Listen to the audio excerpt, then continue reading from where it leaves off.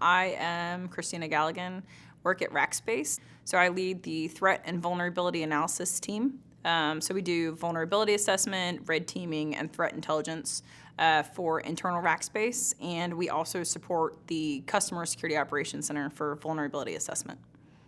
So my team uses a suite of Rapid7 products, including InsightVM, Metasploit, and InsightAppSec.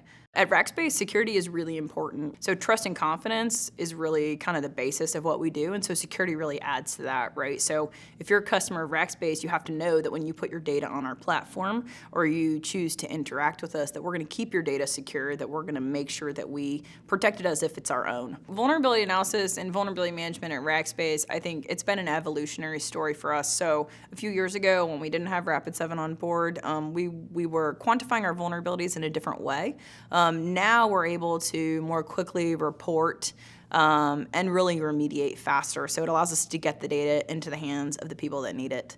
From an adoption perspective, as soon as we introduced the platform to the team, they were really excited about it and really jazzed about it because it seemed like kind of a land of infinite possibilities in terms of like the flexibility that provided that we weren't seeing with other products. So before we went to Rapid7, we did evaluate some other vulnerability assessment products and other vendors.